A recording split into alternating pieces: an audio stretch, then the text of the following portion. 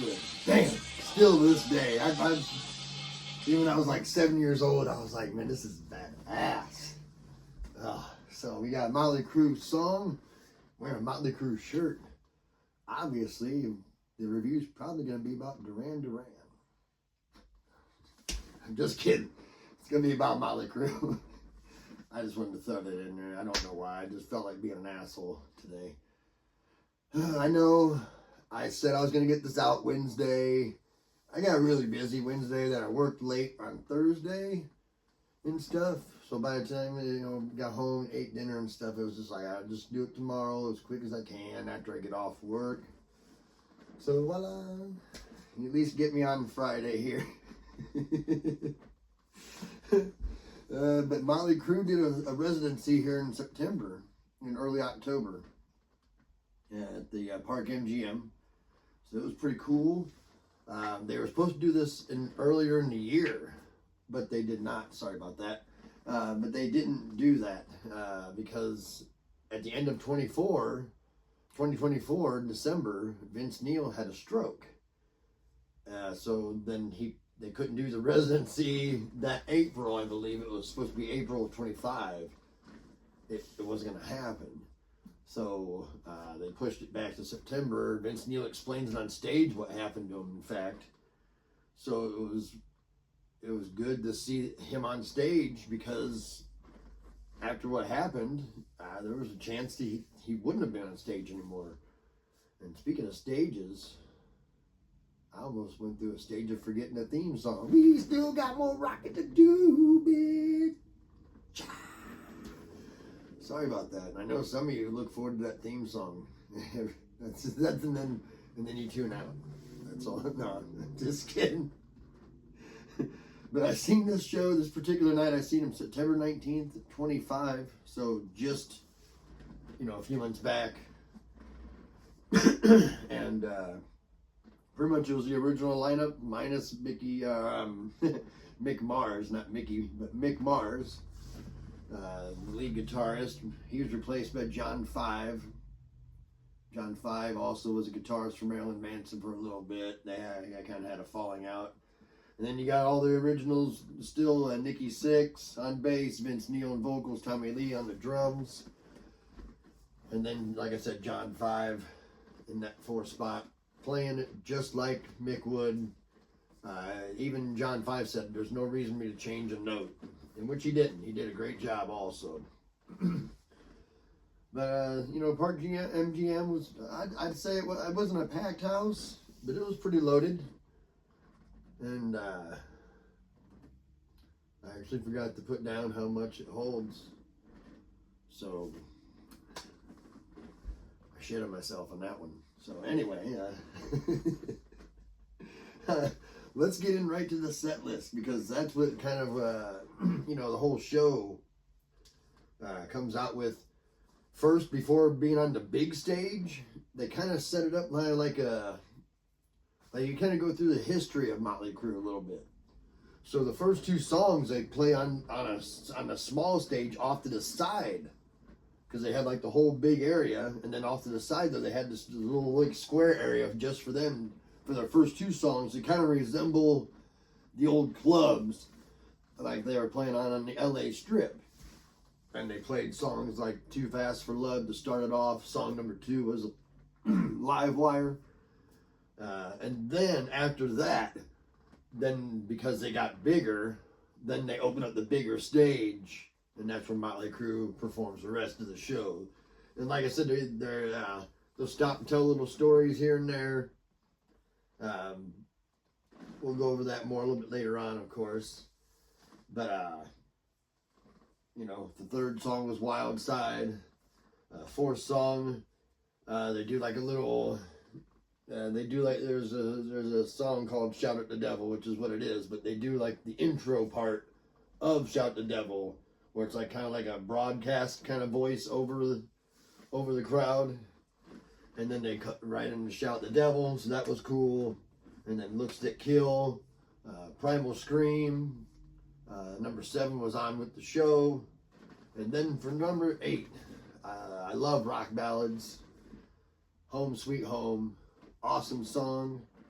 But the way they set it up, they shut out the lights, and they pretty much have like where Nikki Sixx starts to talk about how they started writing Home Sweet Home. And then Tommy Lee's over here on a piano, and they light him up. And he talks a little bit of his part, because Nikki's like, what do you think about that, Tommy? And then they throws it to Tommy, and Tommy talks a little bit about the stuff, about writing the song. One of their biggest songs, one of their biggest hits. They'll pretty much play this at every single Motley Crue concert until there is no more Motley Crue. Motley Crue cover bands probably doing the same. You pretty much, there's probably not a Motley Crue show where Home Sweet Home hasn't been played. At least from the time Home Sweet Home was created. It wasn't made until their third album? My bad. And then song number 9 was a really cool guitar solo where John Five even blended in songs like Eruption, Black Dog by Zeppelin, and then of course Ozzy Osbourne's Crazy Train into the mix. So that was pretty cool as well.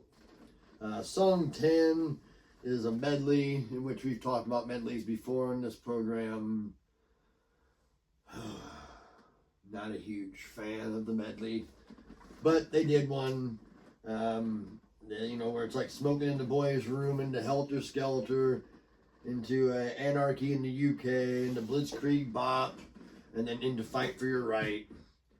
So whatever. Like I said, it was, for medleys, it was pretty cool, but I'm not a medley kind of guy too much like that. Song 11 was Dr. Feelgood, and then Same Old Situation, Girls, Girls, Girls, with a little small guitar solo in there as well at the end. And then they finish up with, of course, Kickstart My Heart. So, like I've said before, I kind of am doing a little bit of different stuff. As far as, like, I give you my set list of what I would like done. And so here it is. We're still gonna do Live Wire, but I didn't have Too Fast for Love in there. We'll still do Live Wire. We'll still do it off to the side on that small stage, and then we go to the big stage. Though that's where we're gonna do the intro for Shout at the Devil, because that was a cool intro the way they did it and stuff, and then into the song Shout the Devil. I think that would have been a cool way to do it. That and Shout at the Devil is their second album. Kind of makes sense. You see what I'm saying? Like Live Wire was their first release off the first album, and the first track on the first album. That's a badass tune. You play that one, and then on the big stage, bam, you light it up with Shout the Devil. Right away, you're going to have people going crazy right there. And then the third song is going to be Red Hot. The fourth song is going to be Too Young to Fall in Love, which they will not play Too Young to Fall in Love anymore live because of the pressures they've received from the Me Too movement. There's so many songs I could sit here and talk about that the Me Too movement seems to be okay with, but there's one line in the song Too Young to Fall in Love that says, not a woman but a whore. That was the main reason. There's like a second reason too that was even shittier than the first reason. That I'm not saying more hardcore, but like it was like, why is that even a reason to like dislike a song? Like, but anyway, because of that one line was the main reason. Not a woman but a whore was the main reason they don't ever play that song live anymore. So both the times I've seen Motley Crue live, I haven't heard that tune live. That's my favorite song. And oh yeah, just by saying, I don't own the rights to that music I played earlier. Okay, song number 5 was Tonight, and then We Need a Lover in parentheses. 6 is City Boy Blues.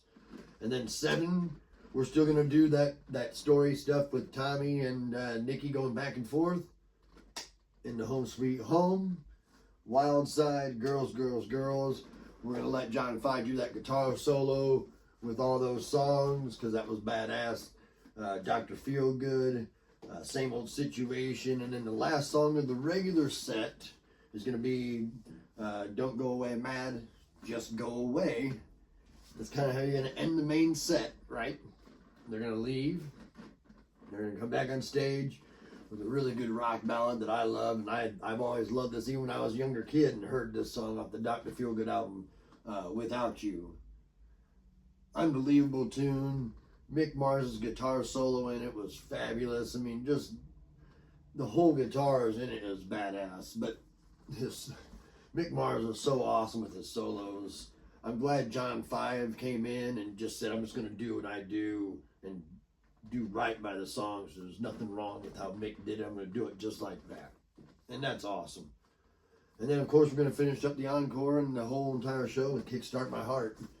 Because you can't have a Motley Crue show. I don't think you can have a Motley Crue show without Kickstart My Heart. At least that, for me, that was like the last of their big albums. The really big, popular albums was Dr. Feelgood. For me, I mean, maybe they did have another popular one after that I don't remember, but I don't remember that. I mean, they had a couple good ones still, but not like Girls, Girls, Girls and Dr. Feelgood especially was, stuff like that. Shot the Devil, Theater of Pain, first album. Those are like the first 5 albums that I love by Motley Crue, the first 5.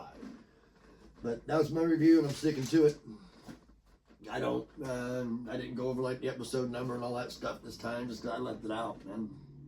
I just did. I did that. But we're going to get out of here, man. It's Friday night. I got to go take care of some stuff in the house, trying to keep it clean. And, I'm going to try to do it next Wednesday, right here. Don't know which band yet. I'm going to surprise y'all. Rock and roll. Kick some ass. See y'all next week. If your team happens to play in the NFL playoffs, good luck to them. Love y'all. And keep rocking for me. Good deal. Bye-bye. I'm out.